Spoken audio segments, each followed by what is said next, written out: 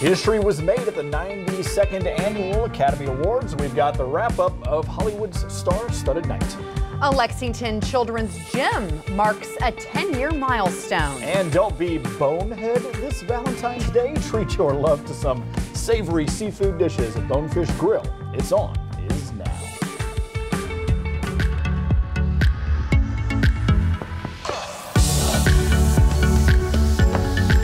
Well, hello everyone. Monday, hello. February 10th, the Monday before Valentine's Day. Always a busy week for the last-minute shoppers. Yeah, or for those of us who don't really do anything for Valentine's Day. It's not so busy. Joining us on the show today, thank you so much. Yeah, happy to be here. It's always a good time, especially on a Monday. What better way to start the week than with some fun on?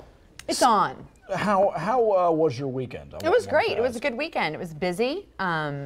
We talked about this on Friday. I was in here with Jennifer, and we have a company party that we do. And it was a lot of fun. So we enjoyed having a good time with all the folks we work with. So it's fun to be out of the work setting and get to enjoy each other's company. Just a laid-back night. So that was good. And unfortunately, unable to attend. There's several reasons for it. You were busy this weekend. Well, one being the fact that I work at the crack of dawn in the morning on.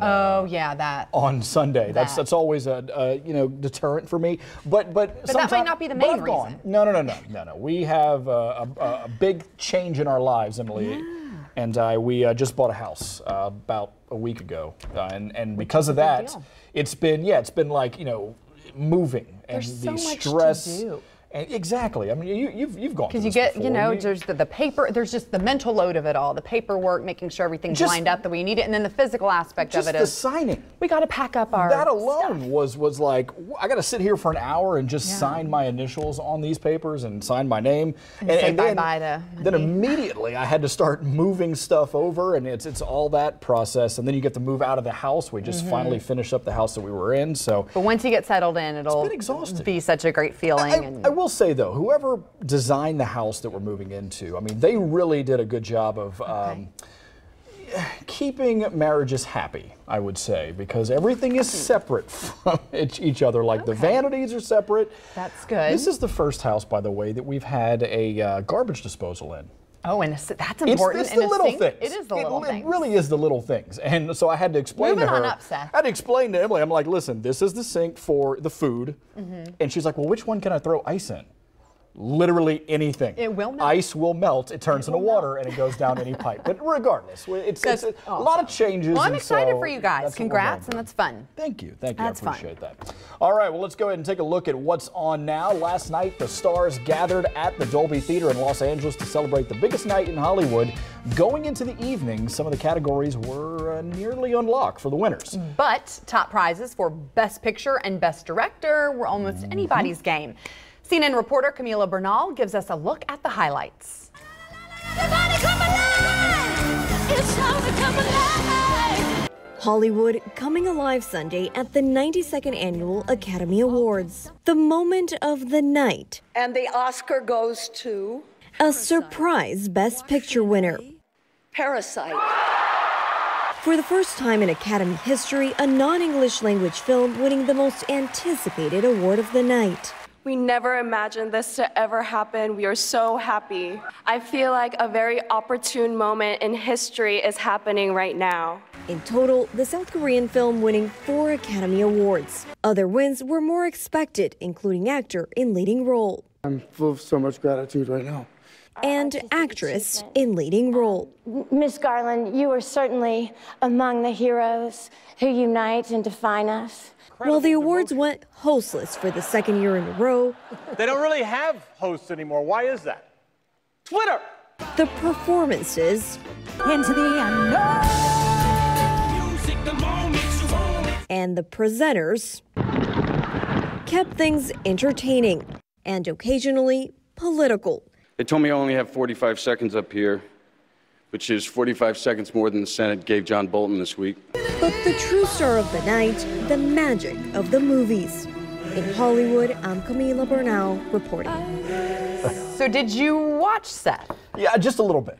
Like I said, I was pretty tired of the weekend, but yeah, a little bit. I think I had caught Best Actor, which was the one I was really, because I watched Joker, and I thought it was an absolutely fantastic film, but his performance in that movie was, I mean, I walked out of that theater thinking if he doesn't win Best Actor, he's robbed. But I mean, he did a fantastic job. But that's all I call it. But a lot of interesting things, like the Eminem Lose Yourself. Yeah, we were talking about that. It just felt a little random. He just comes out, performs Lose Yourself, walks off stage, and no one addresses it. My issue is I've not seen any of the movies ever that are up for nominations. I just hardly ever see a movie, and so I don't feel that connected to any of it, but I just wanted to kind of have an idea of what was going on, so I caught a little bit of it. I generally make it a point to watch all of them, all of the big hitters. You know, like everyone that's going to get, you know, either a nominee or whatever, and I try to watch them all before. Now I only end up watching like 2 or 3, but regardless, and then those 2 or 3, I'm always like, those are the ones that are going to win.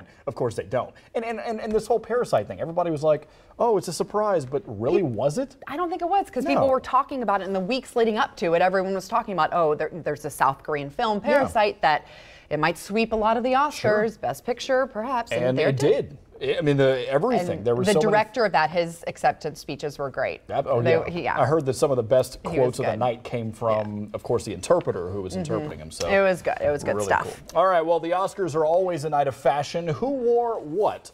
The best dressed, the worst dressed. I was also dressed up for the event, and here I am wearing. Also wore this. That's why you weren't watching. You were there. I was just at least. I wanted to be a part of the night, if anything. You know, I wanted to show that I could be with the elite of Hollywood. You have quite the silhouette. This is Renee Zellweger, obviously, Best Actress for her role in the Judy, yes, which was a Judy Garland film. That was fantastic. No, I like the other one better. Really? See, this one reminds me of a chandelier, and that's why I was very happy to put it on because I felt so bright in it. You're one for the one shoulder. I honestly felt pretty sexy in this one. I'm not gonna lie. I can see that. You know, it was that shoulder. What do you call that when you cut off one of the shoulders? It's shoulderless. Listen. I put in some real workout time, all right, to get this dress on and for it to fit. You can see a little bit of that belly pudge, but I was working it off, all right? I was getting it done. All right, Scarlett Johansson, I think This is by far your best. Yeah, well, you know, when you have the cleavage to show off. We did not know what you were working with, Seth. Listen.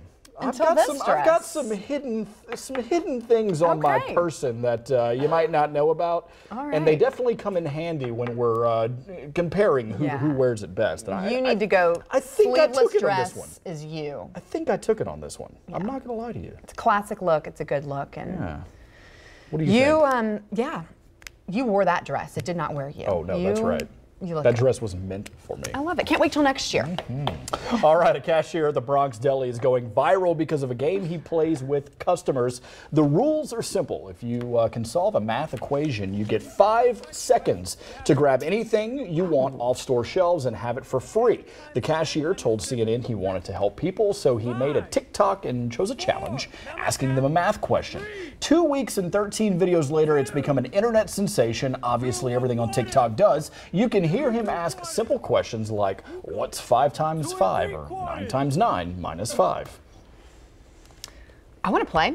Okay, well, go find this cashier. And 9 minus 5, 76.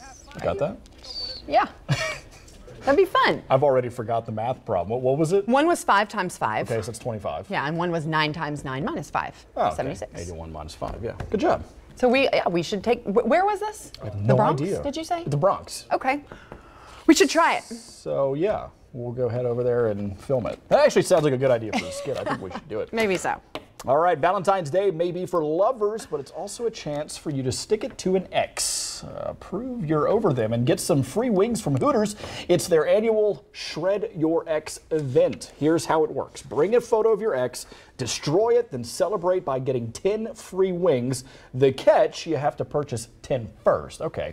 You can also virtually shred the photos online to get a digital coupon emailed to you. The deal is good for February 14th, 2020 only. Okay, so here's my thing. I have several X's. How many free wings do you think I can get out of this? Like if I bring like 20 pictures, 20 different pictures? I bet they limit it. They're going to cut you off somewhere. Come on, Hooters. Really? Hey, give it a shot. You never know. Well, if they keep doing this, I definitely have ammo for the future is what I'm trying to say. I have a lot of photos in my arsenal. I bet you that do. I can get shredded and we can get some free wings. I bet you do. But then don't I have to kind of like give them to her? Like should I call her up and be like, hey, I'm kind of getting free food off of your image, your likeness. You deserve 10 free wings. Isn't that kind of how it goes? No, it's for you. Okay. Yeah. Sounds good. No, I'm getting no's from everybody. All right. That's all how right. it works. How about this poor little furball? A fat cat is looking for a forever home. Look at this thing.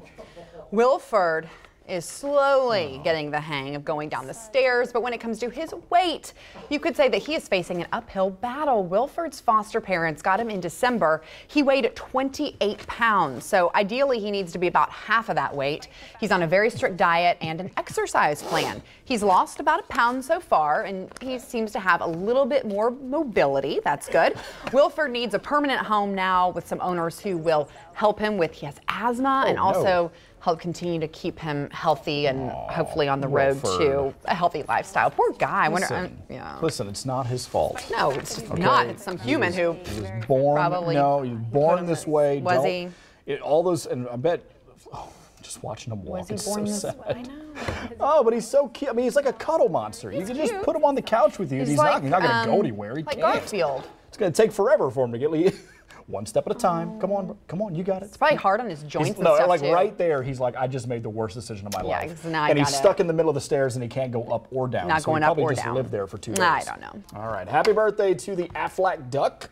Aflac. The little guy first waddled onto TV screens in the year 2000. Geico's spiced insurance company or industry advertising in 1999 with the introduction of the talking gecko. The Aflac duck soon followed, blazing trails with its webbed feet and its cranky quacking. They're the forerunners to Progressive's Flo and, of course, Allstate's Mayhem guy. Aflac sales have been swimming since the introduction of the duck, up 325% in the last 2 decades. All right, go. Did he have a name, or was he just the Aflac duck? I think just the Aflac duck. Well, but you know, it was Gilbert Gottfried though. He was the original Aflac duck. You know, until whatever happened to, I don't even know what happened to Gilbert Gottfried. But he was the original, like, Aflac or Aflac. I can't do it. You're right. He was, wasn't he? I am right. I know I'm right. No, like literally. Confirming. That is exactly what it was. Okay. But yeah, interesting fun fact for you. We've got all sorts of fun facts, don't we? We certainly Every do. day. That's right. Every day. Find out how Peter became Pan in Finding Neverland the musical, and right now you can have a chance to win 2 tickets. All right, today's winner will receive 2 tickets to Finding Neverland at the Norton Center for the Arts, February 19th.